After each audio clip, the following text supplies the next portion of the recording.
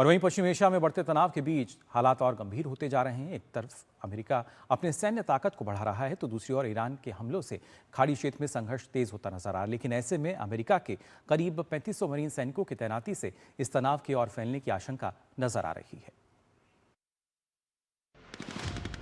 पश्चिम Asia में बढ़ते तनाव के बीच अमेरिका ने अपनी सैन्य मौजूदगी को और बढ़ा दिया है।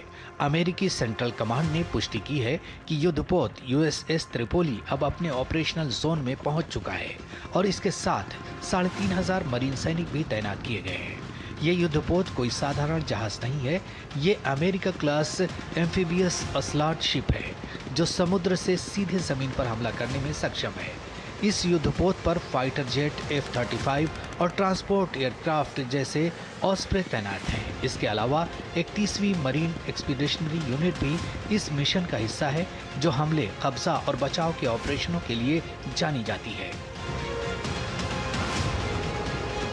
इस बीच इजराइल, अमेरिका और ईरान के युद्ध में हूती विद्रोहियों ने संघर्ष शुरू करने के बाद पहली बार इजराइल पर जोरदार हमले किए हैं। हूती विद्रोहियों ने ईरान के समर्थन से ये हमला किया है जो पश्चिम एशिया में संघर्ष को और भी जटिल बना सकता है। पश्चिम एशिया में जारी युद्ध के दौरान खाड़ी देशों के महत्वपूर्ण इंफ्रास्ट्रक्चर को भी निशाना बनाया जा रहा है। पिछले 24 घंटों में यूएई और बहरीन में बैलिस्टिक मिसाइल हमले हुए जो पिछले कई हफ्तों के सबसे बड़े हमले थे।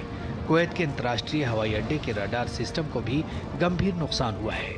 इस बीच रविवार को सऊदी अरब के प्रिंस सुल्तान एयरबेस पर ईरान की तरफ से किए गए मिसाइल और ड्रोन के बड़े हमले में अमेरिकी वायुसेना का अत्याधुनिक E-3G सेंट्री अवॉक्स विमान के पूरी तरह नष्ट होने की खबर सामने आई है। इन हमलों ने खाड़ी देशों के अंदरूनी सुरक्षा को खतरे में डाल दिया है और ये युद्ध की आग को और भड़का सकता है।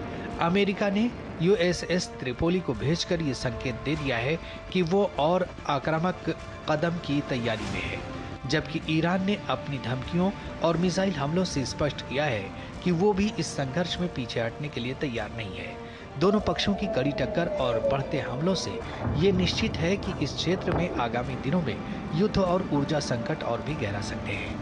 ईरान युद्ध के कूटनीतिक समाधान पर मंथन के लिए सऊदी अरब, तुर्की और मिस्र के विदेश मंत्री पाकिस्तान की राजधानी इस्लामाबाद पहुंचे हैं।